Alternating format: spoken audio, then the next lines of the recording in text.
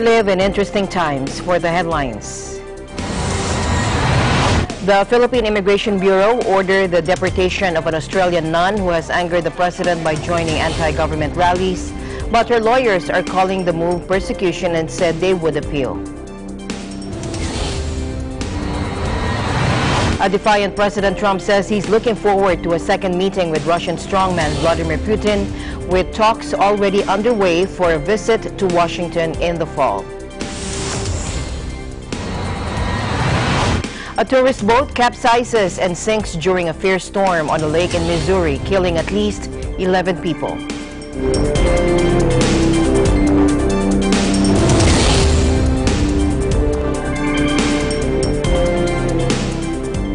I'm Alma Angeles, wherever you're watching from around the world. Thank you very much for joining us tonight. And now to the news.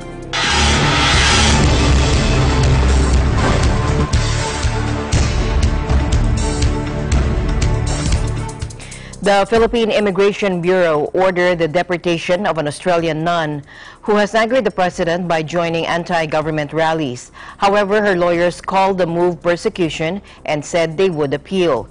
The Bureau of Immigration also wants to prohibit Sister or the nun Patricia Anfax from returning to the country for violating the terms of her missionary visa.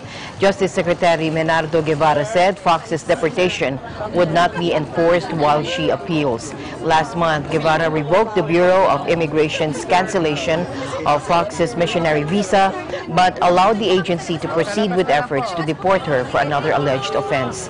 The Immigration Bureau said Fox violated her missionary visa by venturing far beyond her community in suburban Quezon City in metropolitan Manila and interfered in domestic politics by joining protests and news conferences that tackled political and human rights issues against the government. Meanwhile, in a news conference, Fox has denied engaging in politics and said her actions were part of her work to advocate for justice and peace. Take a listen. I was surprised yesterday at the decision. Tapos disappointed, siyempre. I really was hoping it wouldn't happen. We just face it, what's happening, and see where it goes, and try what we can, because I think there are some important issues that need to be raised, not just for me, but for others also. I've never been very outspoken or very upfront or very prominent, so ko lang kung bakit bigla naging threat to national security or national sovereignty or whatever.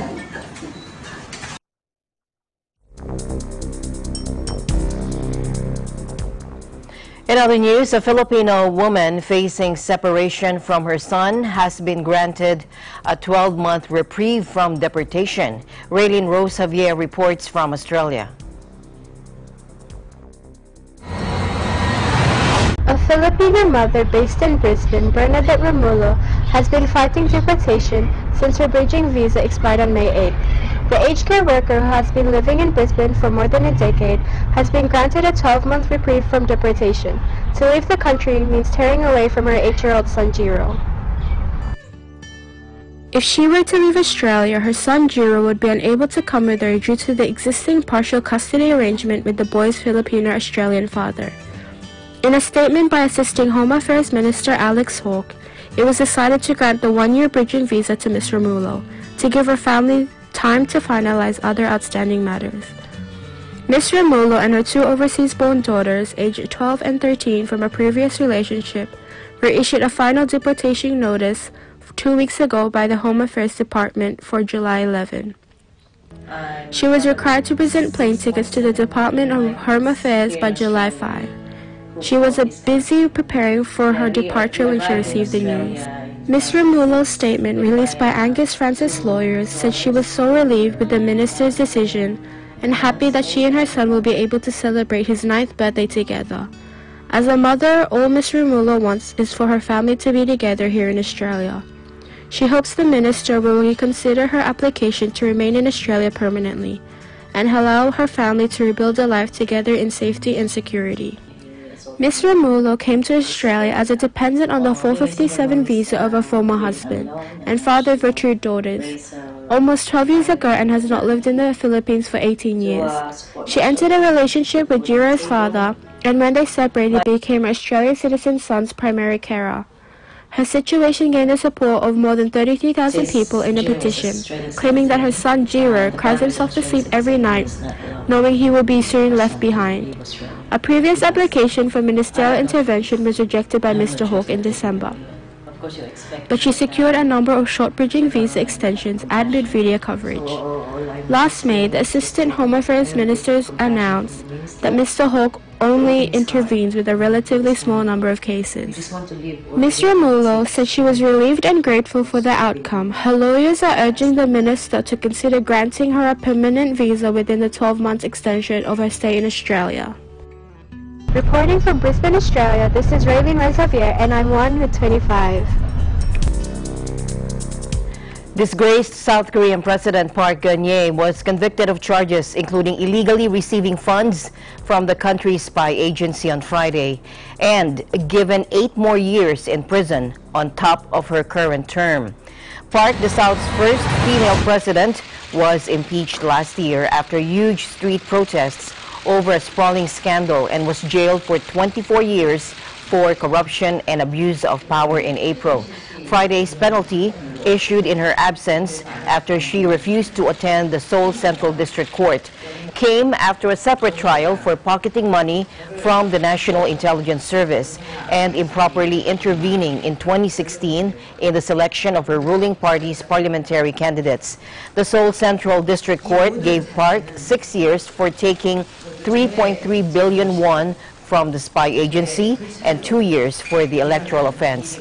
The penalties apply consecutively, meaning the 66-year-old now faces a total of 32 years in prison. 3 former NIS chiefs testified they had funneled the funds to Park on her orders.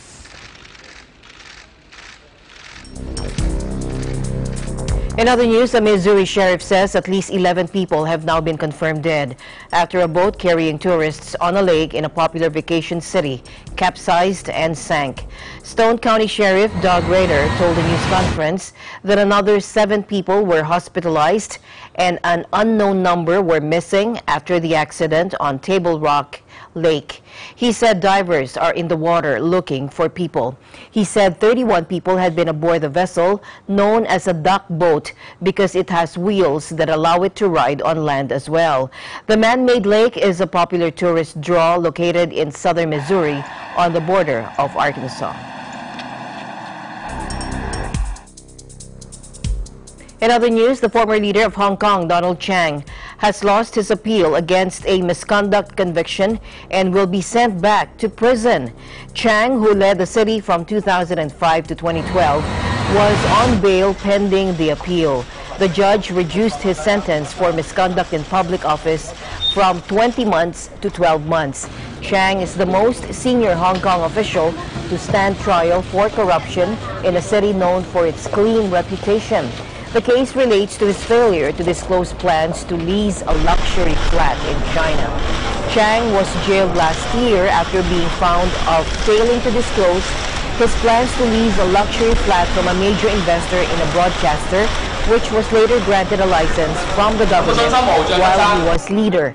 The 73-year-old, who held the leadership post of chief executive for 7 years from 2005, is the most senior city official ever to be convicted in a criminal trial and the highest-ranking one to be put behind bars.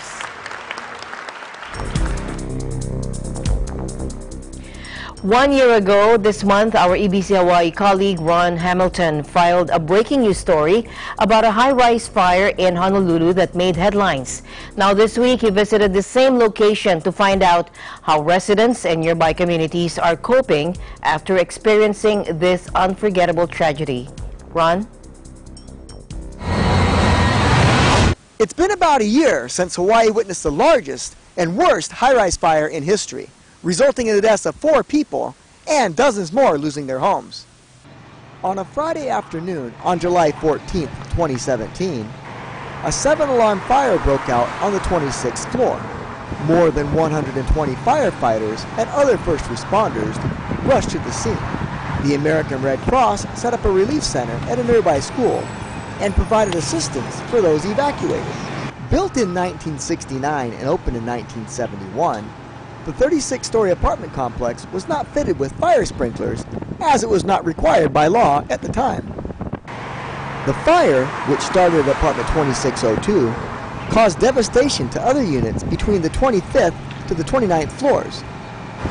The total damage was estimated at $100 million.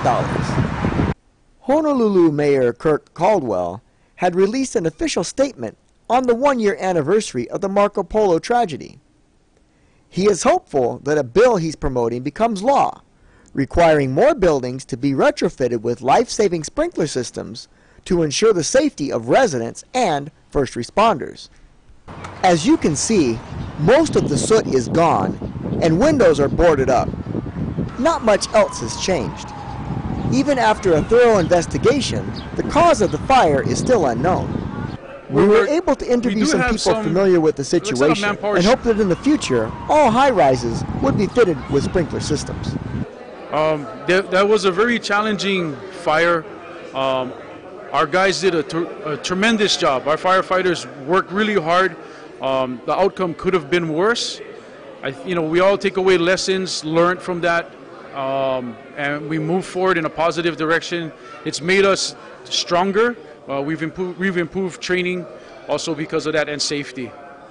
Meanwhile, families of victims have filed lawsuits against property managers and the Homeowners Association, alleging they had prior knowledge of potential hazards and yet failed to take action. Reporting from Honolulu, Hawaii, this is Ron Hamilton for Eagle News. I am one with 25. Thank you, Ron. Meanwhile, Alfred Asenas gives us a glimpse of the ongoing election debate and happenings in Guam's gubernatorial elections. Take a look. By law, incumbent GOP Governor Eddie Calvo is no longer allowed to run again, as he will have served 2 consecutive terms as governor, which makes this race that much wide open for a number of hopefuls, both Republicans and Democrats. Among the GOP hopefuls is Lieutenant Governor Ray Tenorio, who recently visited the Philippines.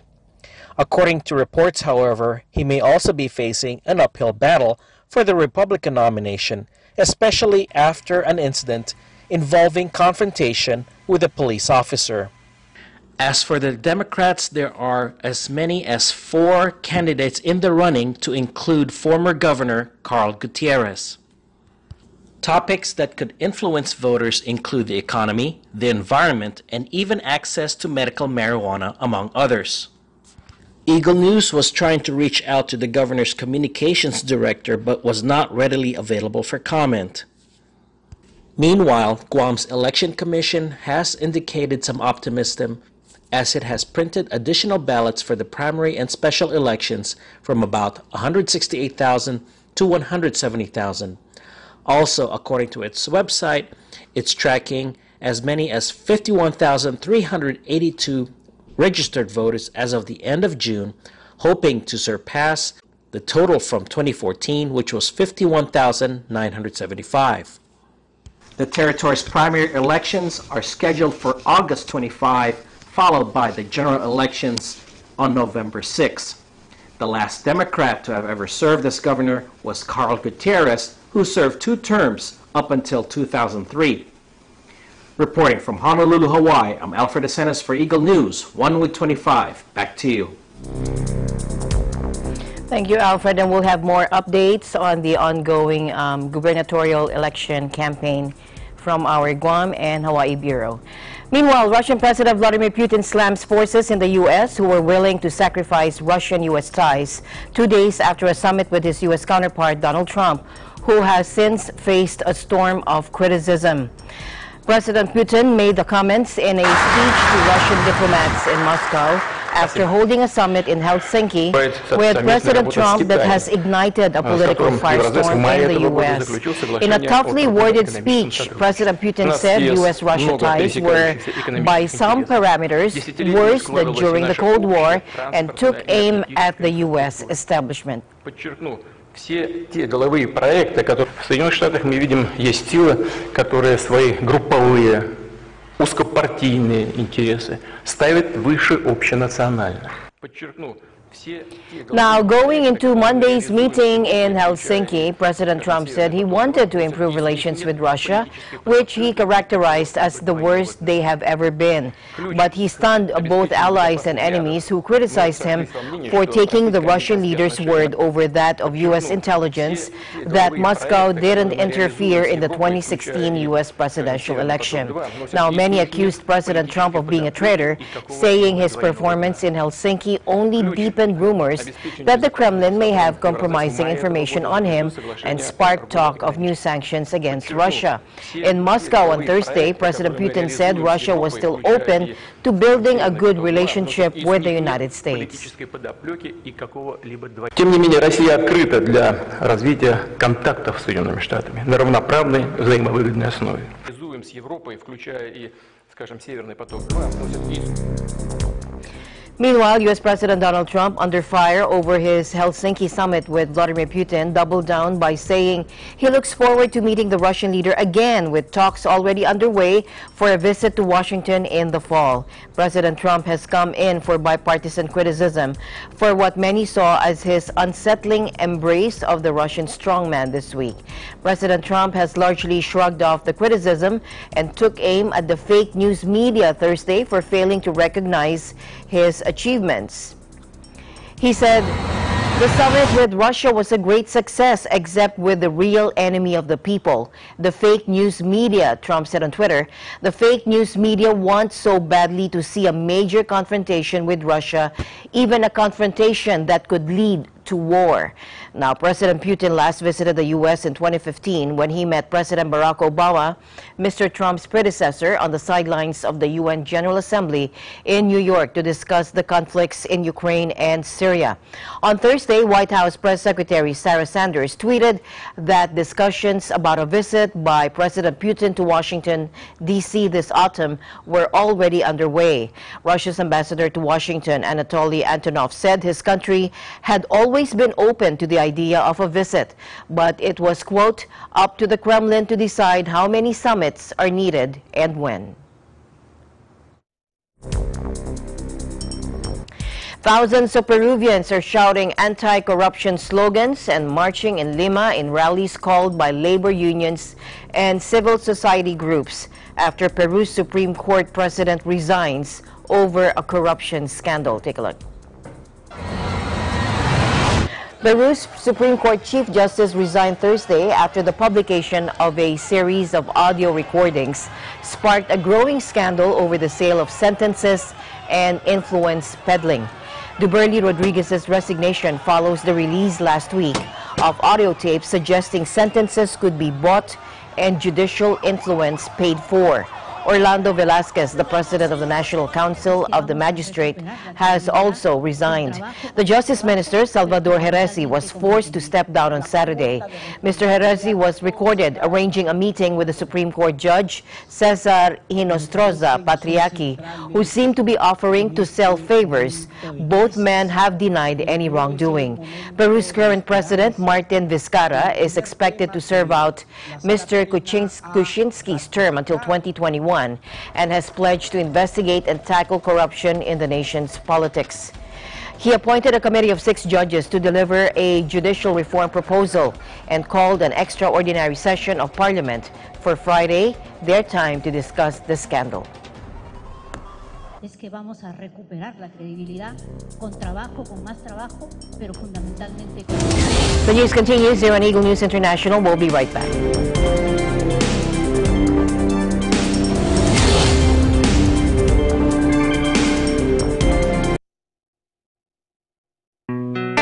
Health is our most important asset.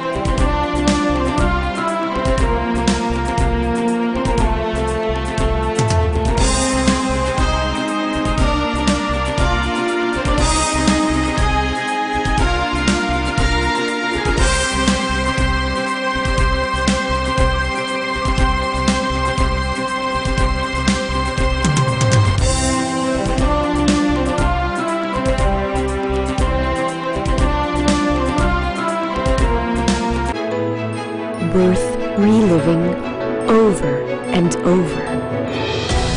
This is your world, your life, your garden.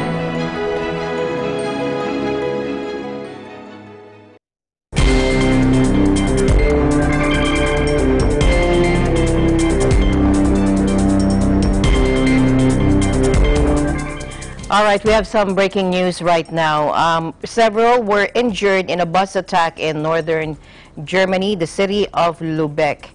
Now, according to local media, at least 6 people were injured in the northern German city of Lübeck.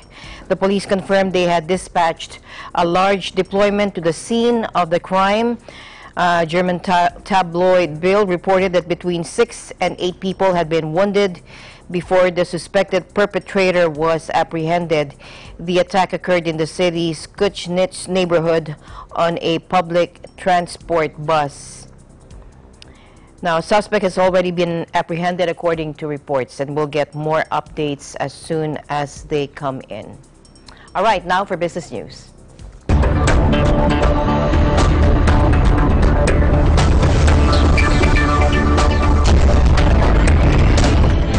U.S. President Donald Trump said in an interview released today he is willing to hit all Chinese goods imported to the U.S. with tariffs if necessary. Take a look. He said, "I'm ready to go 500, the Republican leader told the U.S. network CNBC, referring to the $505.5 billion in Chinese imports accepted into the United States in 2017. I'm not doing this for politics. I'm doing this to do the right thing for our country.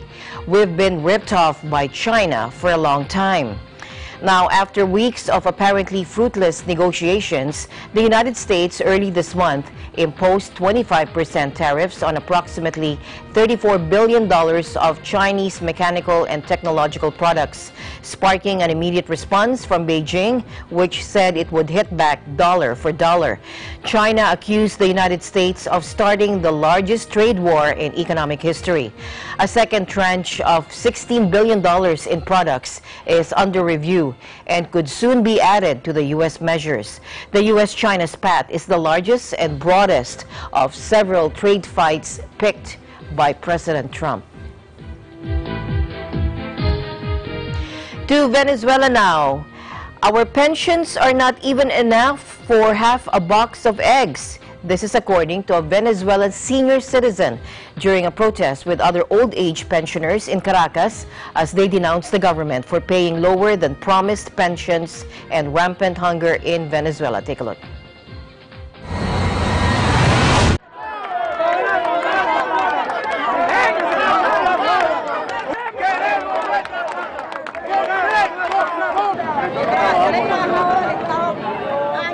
Que están protestando los viejitos porque necesitan su pensión, necesitan su comida. Hay demasiada hambre en Venezuela. El señor presidente decretó 4.200.000 y no nos están pagando la pensión. Nos están pagando solamente 2 millones, que eso no alcanza ni para medio cartón de huevo. Cada rato teníamos que estar en el banco y uno no puede estar en eso porque la mayoría que está aquí es enfermo.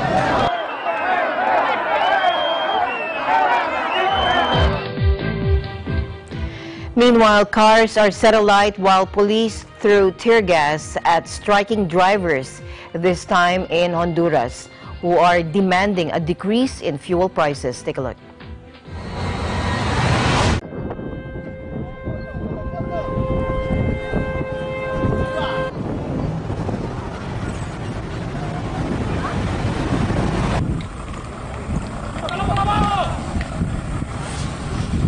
Considero que la demanda en este momento de los transportistas a nivel nacional de rebajar, la exigencia de rebajar el costo de los combustibles es imperativo, es necesario, es urgente para todo el pueblo hondureño.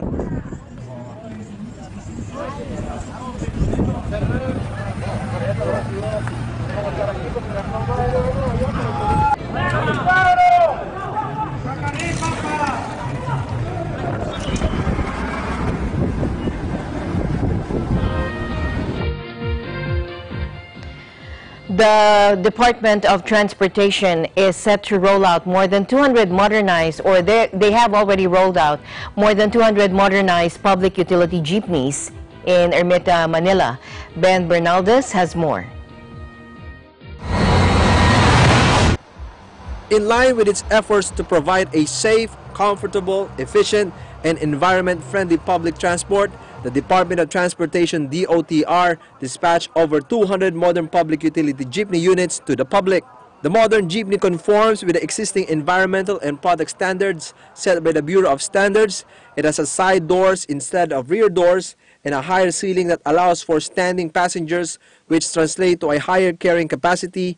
Emergency exits are mandated, and some units will have provisions for differently abled passengers coupled with Wi-Fi, GPS, CCTVs, dash camera, speed limiter, and automatic fare collection system. As compliance to the Clean Air Act of 1999, the modern jeepney will either have a Euro 4 compliant emission system or an electric-powered motor that will generate less pollution or none at all. Class 1, 2, and 3 jeepneys will be available for dispatch. Class 1 will have 9 to 22 passengers capacity, including the driver. Class 2 will carry 22 passengers and will allow for standing passengers to augment the driver's income. Class 3 will likewise have 22 passengers and above plus driver, but will be all seated. DOTR Secretary Arthur P. Tugade, who will lead the modern jeepney dispatch with USEC for Road Team Orbos and LTFRB Chairman Martin Delga III, said the modernization of jeepney is long overdue. Kung hindi ho sa mananakay na talaga nakikita na ho natin araw-araw na naghihirap, kailangan ho natin itong gawin. Kailangan ho talaga. Tama na ho yung kahirapan sa pagbabiyahe. We deserve better. For his part, USEC for Road Team Orbos urged drivers and transport operators to be open to developments and embrace the PUB modernization. The DOTR plans to replace all public utility vehicles aged 15 years or older under its PUB Modernization Program, or PUVMP. Meanwhile, after the launch of the Public Utility Vehicle Modernization Program in Tacloban City last January, EcoJeep Incorporated answered the call of the government to help solve the long-time problem of the public commuters. Jeepco is the leveled-up mode of transportation that is convenient and safe for the public commuters. Mas safe ang mga sasakyan natin ngayon dahil tayo ay tumutugon sa kung anong hinihingi ng gobyerno para mas sigtas ang pamamasada ng ating mga driver. The Jeepco units are government compliant and pass the DOTR requirements. All the drivers had undergone formal road and safety training. Jeepco is a leveled up Jeep, as we know, as everybody or all Filipino knows, as a public transport that is available to us. A former jeepney driver, Efren Marquez, were one of the many drivers who applied to be drivers for the modern jeepney. Parang okay naman po, sir. Parang napaka-komportable ng pagmamaneho pati sa mga pasahero. Okay naman po. PUVMP is not merely a vehicle modernization program. It is a comprehensive system reform that will entirely change the public land transportation industry. The likes of Jeepco will ensure that the riding public reach their destination safe and have the comfort that they need. For Eagle News International, I'm Ben Bernaldez, and I'm 1 with 25. As housing prices spiral in Hong Kong, young professionals are living in ever-shrinking spaces with nano flats touted as fashionable solutions. Finance worker Adrian Lau, 25, paid more than 6 million Hong Kong dollars 2 years ago for his tiny studio apartment in a new development. Take a look.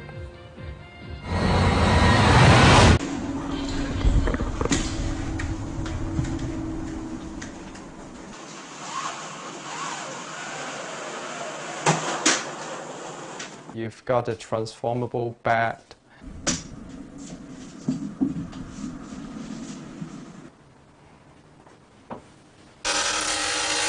You've got a washing machine here. Yeah. Bins. It's still small, right? So the most important thing is to keep as less thing as possible to make it more spacious. And in terms of lifestyle, I don't usually cook. So I usually order takeaway. I think Since the first day I stayed here till now, almost a year and a month, I cook like one time.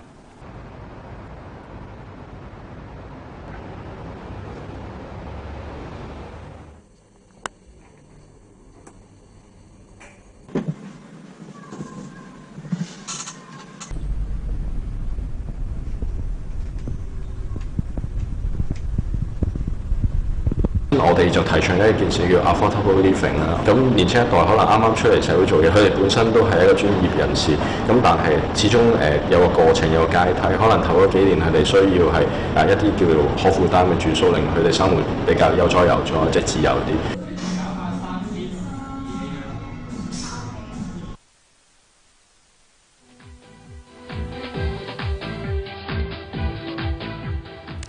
The Philippines is one of the top destinations for IT business process management services.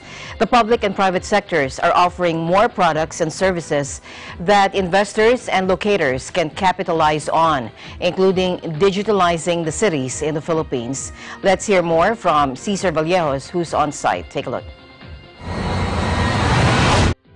Harnessing the power of technology and information, bridging the gap between regional cities and locators, fostering countryside development, Digital Cities PH was launched, attracting more investors to new information technology hub.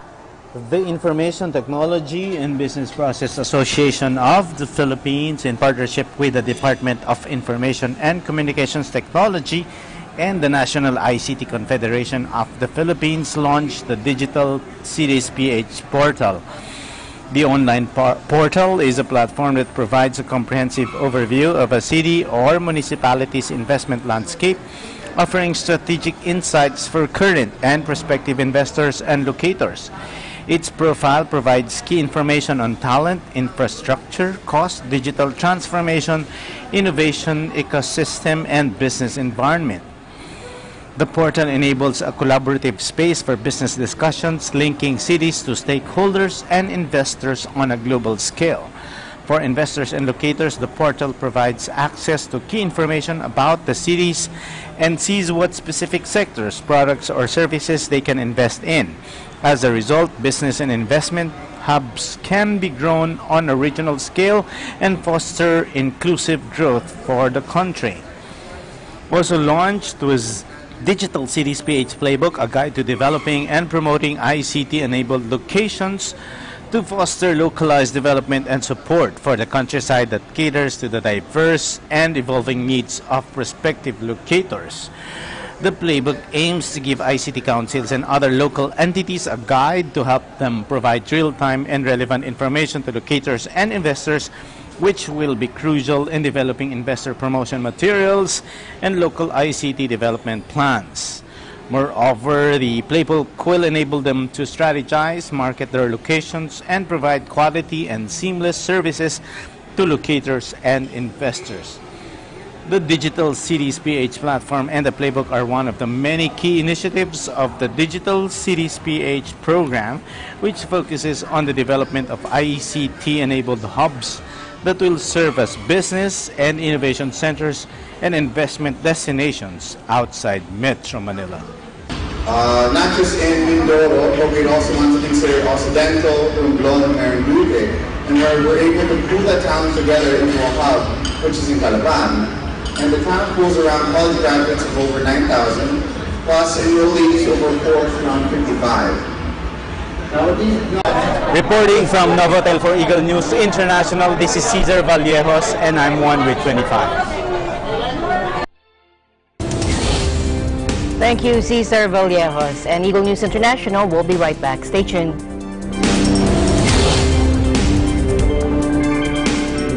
Health is our most important.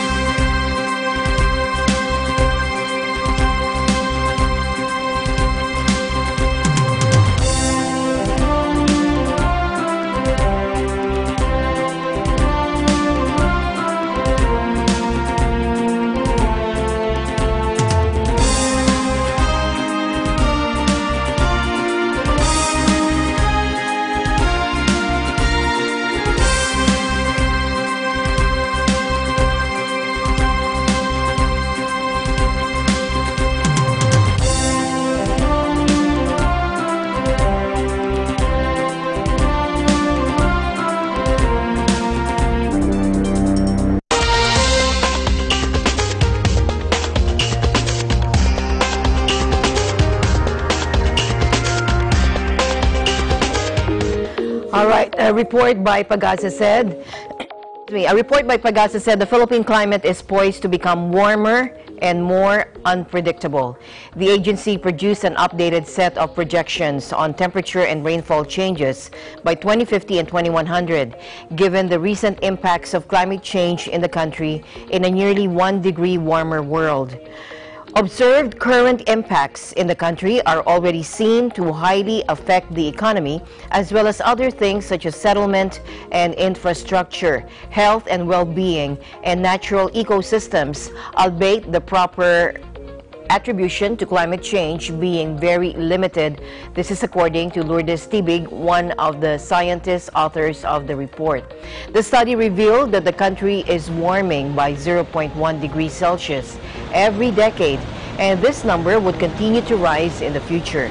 In a scenario marked by high carbon emissions, the warming could reach up to 1.2 to 2.3 degrees Celsius by 2050 and from 2.5 to 4.1 degrees Celsius by 2100.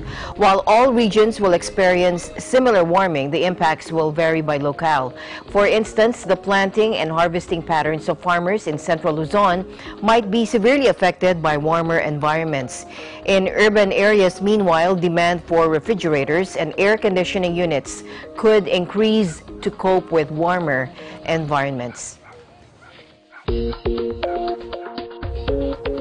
More than a dozen people have died in Tokyo as Japan struggles to cope in record-breaking heat.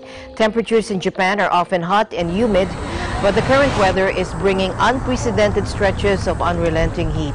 At least 14 people are now known to have died in the Japanese capital alone.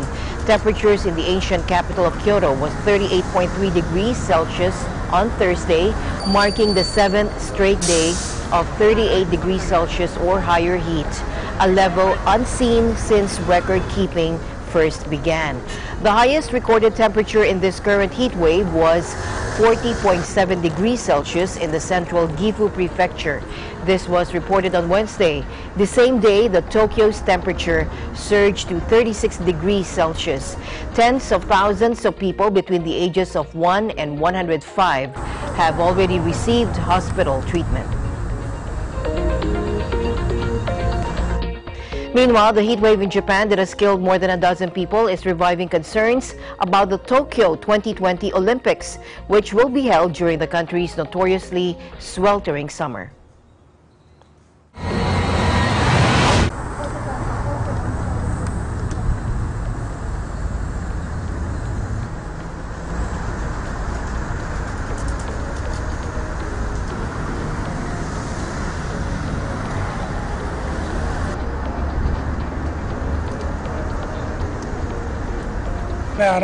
気候がやっぱり異常変化してるんで、2年後もっと暑くなってるんじゃないかと思うんで、なかなか難しいんじゃないかと思いますね。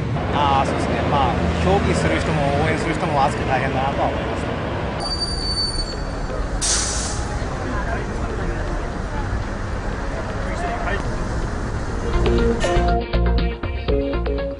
As an unprecedented drought scorches large swaths of Sweden's green pastures, farmers are having to send their animals to slaughter because they have no hay left to feed them.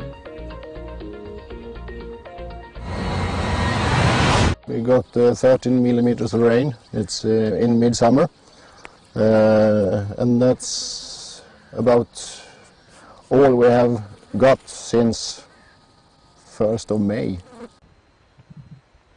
But aside from a paltry 13 millimeters that fell in mid-June, there has been practically none since the beginning of May, as Sweden pants under the hottest temperatures in over a century. Svelker Hellström of the Swedish Meteorological and Hydrological Institute said, quote, May was exceptionally warm in southern and central Sweden. June was the warmest in more than 100 years in southernmost Sweden. Firefighters say they're putting out between 20 and 30 wildfires per day near Stockholm, while other blazes are raging across the country, even in the Arctic Circle. A large part of Sweden, as well as Denmark, southern Norway, and northern Finland, is currently experiencing a period of extreme heat, which, according to weather forecasts, is unlikely to end soon. As a result, farmers are being forced to disrupt their seasonal routines because crops such as fodder for animals are not growing the way they used to. Normally, this time of year, it's supposed to be about 3 or 4 decimeters high. Meanwhile, apart from the lack of water, the milk from the cows is also a major concern. If the animals are not well fed, then their products' quality will suffer too.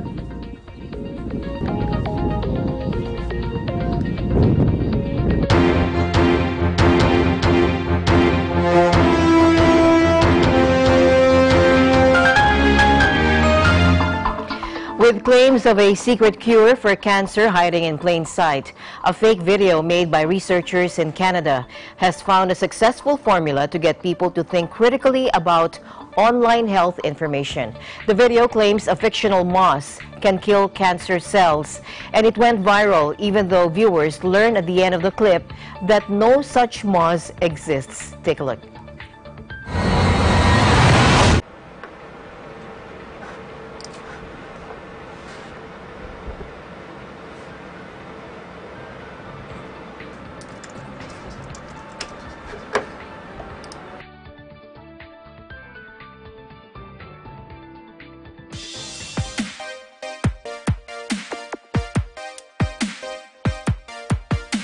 The McGill Office for Science and Society is an office within McGill University that is dedicated to separating sense from nonsense. And how with the internet, there's just so much misinformation out there. My favorite, of course, is the naturalistic fallacy, right? It's natural, therefore it's good.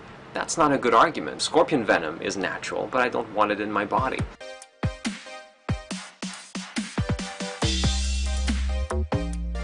I'm afraid that a lot of people just don't know what is true anymore on some of these issues, because they hear things on one side, they hear things on the other. There's a confusion as to who is an expert, who is a doctor, what does doctor mean, you know, where can I get my information, which sources of information can I trust.